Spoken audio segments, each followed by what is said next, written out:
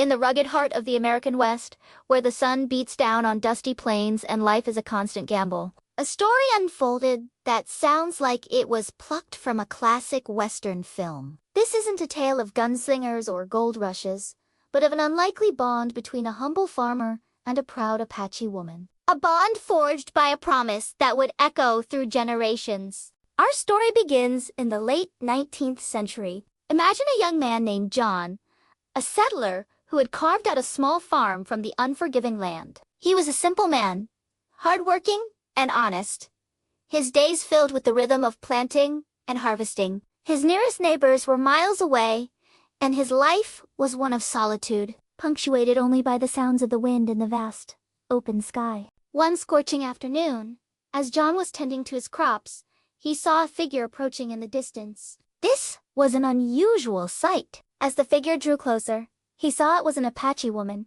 her face etched with the wisdom and hardship of her people. She walked with a quiet dignity, her eyes holding a depth that seemed to carry the history of the land itself. With her was a young boy, no older than 10, his hand held tightly in hers.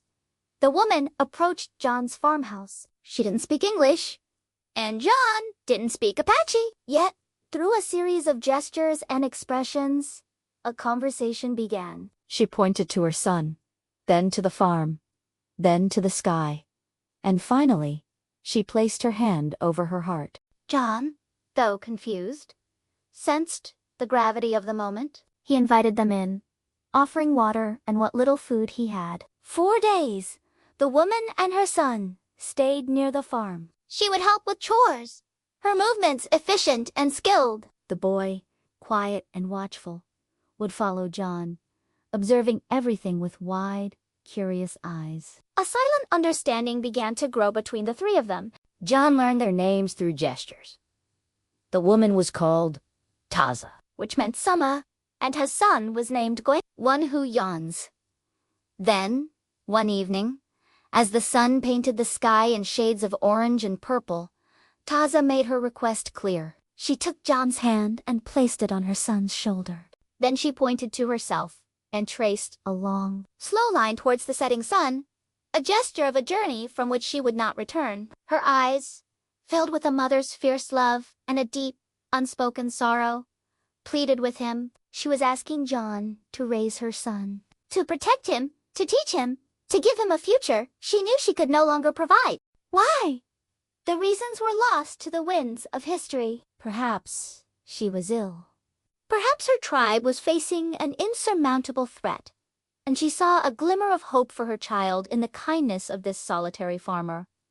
We may never know the full story. What we do know is that John, looking into the eyes of this desperate mother and her innocent son, felt a profound sense of duty. It was a promise made not with words, but with a simple nod of the head. A promise that would change his life and the boy's forever. Taza left the next morning, just as the first light of dawn touched the horizon. She walked away without looking back, a lone figure disappearing into the vastness of the west. John stood on his porch, the small boy now standing beside him, and watched until she was gone. Raising Goyahkla was a challenge. John taught him how to farm, how to read and write English, how to navigate the world of the settlers. But he also honored the boy's heritage. He encouraged Goyahkla to remember the songs and stories his mother had taught him, to never forget the proud Apache blood that flowed in his veins.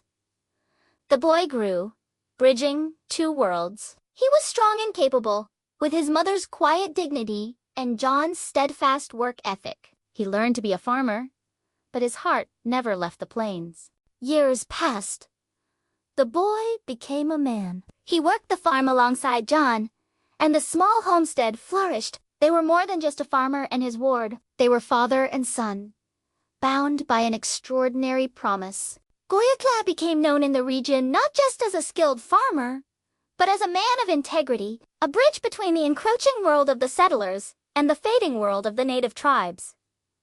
He carried the legacy of 2 peoples within him. One day, an elderly Apache man, a traveler from a distant reservation, passed through the area. He saw Goyahkla and was struck by his resemblance to a woman he had known long ago. He spoke a name, Taza, The traveler told a story of a brave woman who, facing a terrible sickness, had made the ultimate sacrifice to ensure her son's survival. She had walked away from the only life she knew, entrusting her most precious gift to a stranger, a farmer she believed had a good heart. Goyahkla finally understood the depth of his mother's love and the weight of the promise John had kept for all those years.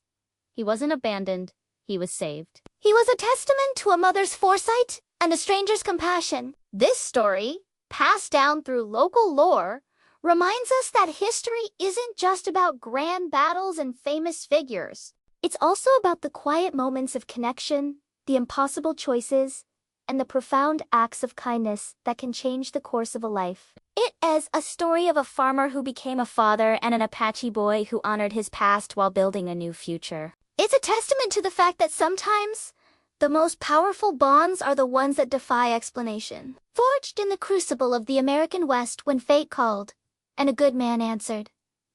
Thank you for watching. If you found the story as moving as we did, please hit that like button and subscribe for more tales from the forgotten corners of history. We'd love to hear your thoughts in the comments below. See you next time!